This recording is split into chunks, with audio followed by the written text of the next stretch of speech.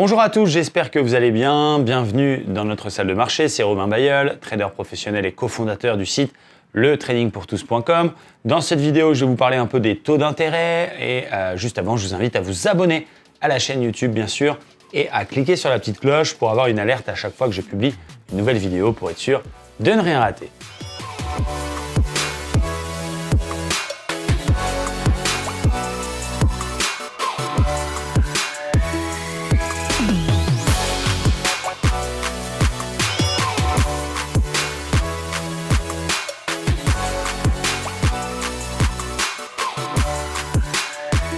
Alors, qu'est-ce qu'une banque centrale? Qu'est-ce qu'un taux d'intérêt et pourquoi cela a autant d'impact sur le marché?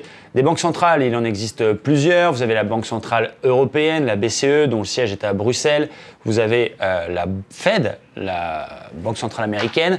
Vous avez aussi celle du Japon, celle de l'Angleterre. Bref, elles vont avoir comme rôle de réguler un peu l'économie et elles vont agir principalement sur les taux d'intérêt. C'est quoi un taux d'intérêt? Les taux d'intérêt, ce sont le loyer de l'argent.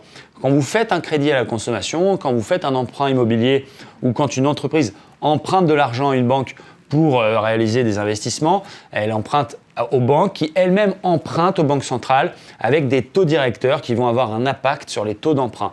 Plus les taux directeurs sont élevés, plus le loyer de l'argent est cher et plus derrière vous, consommateurs ou entreprises, vont avoir un taux important au niveau des crédits. À l'inverse, une banque centrale qui va avoir tendance à baisser les taux, eh bien, va pouvoir relancer l'économie et en échange, les entreprises vont plus investir, les gens vont plus faire de prêts parce que les taux sont assez bas. Donc déjà, le premier job d'une banque centrale, c'est d'essayer d'avoir un impact sur l'économie. Par exemple, après la crise de 2008, qu'on a eu la grosse crise mondiale, eh bien, les principales banques centrales ont diminué les taux. Donc, ils avaient une marge de manœuvre pour baisser les taux au maximum, de façon à avoir une sorte d'effet booster sur l'économie. On peut beaucoup plus emprunter ou on peut emprunter peut-être plus facilement, ou en tout cas le loyer de l'argent est plus bas, donc les banques empruntent plus bas, donc les banques vous font des crédits plus bas, donc ça va avoir tendance à relancer l'économie. Donc déjà le premier job, c'est on a une crise, on baisse les taux. À l'inverse, évidemment, quand les chiffres économiques sont excellents, là on le voit aux États-Unis par exemple, il y a une hausse progressive des taux d'intérêt qui se sont mis en place depuis plusieurs mois, voire plusieurs années, parce qu'on a d'excellentes statistiques économiques américaines. On a par exemple un plein emploi ou un taux de chômage qui est assez bas, on a un taux d'inflation qui est cohérent, et du coup la Banque centrale estime que l'économie va mieux et va avoir tendance plutôt à monter les taux. L'effet pervers, c'est que effectivement les crédits vont progressivement remonter, donc ils vont avoir, les banques centrales, tendance à jouer comme ça un petit peu avec les taux. L'autre donnée majeure, c'est évidemment l'inflation. C'est pas un cours d'économie cette vidéo, mais pour faire simple, une inflation par exemple, c'est la valeur elle-même de l'argent. Il y a souvent une vidéo un peu ridicule d'ailleurs, mais qui circule sur les réseaux sociaux, où on montrait ce qu'on pouvait acheter il y a 20 ans avec 10 € et ce qu'on peut acheter maintenant avec 10 €. Donc évidemment, on pouvait acheter beaucoup plus de choses. C'est pas forcément le pouvoir d'achat qui a diminué, c'est l'inflation naturelle. Chaque pays, chaque zone économique a de l'inflation.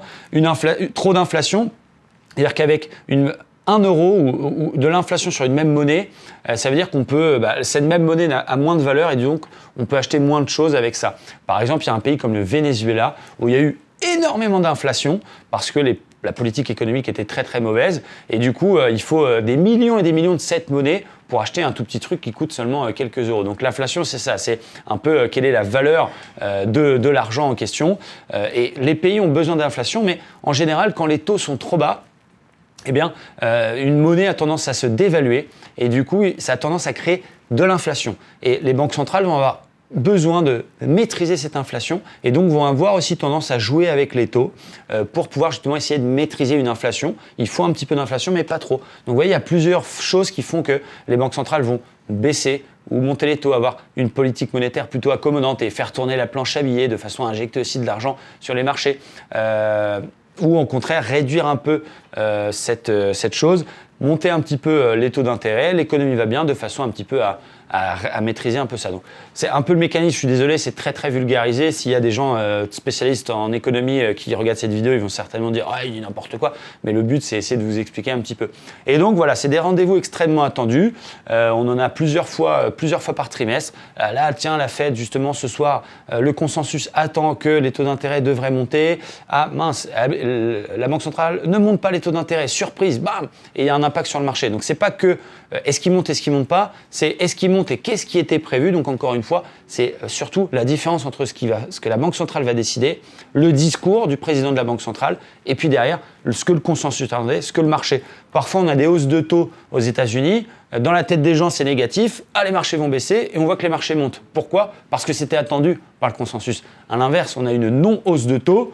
Ah, plutôt bonne nouvelle. Et non, ça baisse parce que justement, ça veut dire que l'économie n'est pas si solide que ça. Donc c'est vrai que c'est beaucoup plus complexe que ce que j'essaie de vous expliquer, mais c'est pour vous donner un petit peu les grandes lignes. En général, il y a un autre effet aussi, c'est que vous avez des gens qui ont des très gros portefeuilles, des gros gérants, des grosses banques, etc. Et ils ont un certain capital à placer sur les marchés, donc on parle de milliards d'euros. Et donc, ces gros gérants-là, il y a deux grandes familles de produits qui les intéressent. Tout ce qui est obligation d'État. Donc quand vous achetez une obligation, en fait, vous prêtez indirectement de l'argent à l'État et vous êtes rémunéré pour ça. Donc c'est tous les produits obligataires et les marchés actions. Et donc, en général, quand les taux sont très bas, le loyer de l'argent est très très bas et du coup, acheter des obligations, ça va pas être super rentable pour eux puisque le rendement est très faible. Donc, ils vont avoir tendance à aimer prendre des risques plutôt et acheter des actions où il y a un petit peu plus de risques, mais ça vaut la peine puisque les obligations étant très mal rémunérées, ils prennent plus de risques sur les actions, mais du coup, ça paye mieux.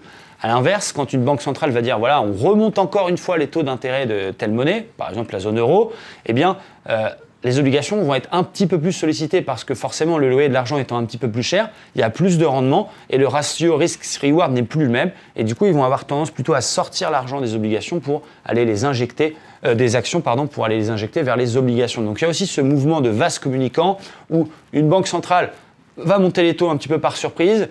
Ça veut dire que l'économie est solide. Du coup, on pense que le marché devrait monter. Mais de l'autre côté, il y a un effet pervers qui fait que, il y a des dégagements sur les actions pour aller sur des produits obligataires qui sont moins risqués et donc, du coup, plus rentables. Donc, vous voyez, c'est pas toujours une bonne nouvelle ou une pas bonne nouvelle. Il faut vraiment essayer de décrypter les choses. Et donc, le conseil, c'est de surtout ne jamais trader pendant ce genre d'annonce économique. Essayer de comprendre, c'est bien. Mais le mieux, c'est évidemment, ne pas être en position pendant ces gros rendez-vous. Et on a aussi en plus derrière de très gros mouvements sur le Forex. Comme je l'ai dit, BCE qui monte les taux d'intérêt. Donc forcément, bonne nouvelle pour l'euro. L'euro se renforce. Donc l'euro-dollar va avoir tendance à monter. Mais si l'euro-dollar monte, derrière, effectivement, pour les pays, les entreprises exportatrices, ça va aussi un petit peu changer de choses. Donc il y a aussi un impact. Donc vous voyez, c'est quand même un peu compliqué. Mais globalement, je voulais que vous compreniez les taux d'intérêt, les taux directeurs. Un peu tout ça, le loyer de l'argent, le rôle des banques centrales qui vont avoir tendance toujours à essayer de réguler l'économie en maîtrisant leur inflation et jouer avec cette hausse ou baisse de taux, tout en permettant si ça va mal, de les rebaisser pour relancer un peu l'économie. Donc c'est un mécanisme beaucoup plus complexe que ma vidéo, bien évidemment, qui est passionnant. Moi, personnellement, il y a encore 10 ans, je parlais de foot, de voiture et de gonzesse. Je m'imaginais mal parler des taux d'intérêt, mais maintenant j'en parle avec plaisir. J'aime bien discuter avec des gens qui maîtrisent le sujet. Je suis à l'art, mais si ça peut vous aider à comprendre un petit peu les choses et en tout cas vous donner envie d'aller plus loin, d'ouvrir des bouquins sur l'économie, de lire des médias spécialisés, pour moi ce sera mission accomplie. Et ce qu'il faut résumer, c'est surtout ne tradez pas pendant ces annonces. Ne jouez pas les taux d'intérêt. Gardez en tête comment ça fonctionne, mais privilégiez l'analyse technique pour prendre vos décisions. J'espère que cette vidéo vulgarisée vous a plu. Si vous avez des commentaires ou des questions, mettez-les tout en bas de la vidéo. Si vous avez kiffé, mettez un pouce bleu et vous pouvez même la partager sur vos réseaux sociaux. Merci à tous et à bientôt sur la chaîne.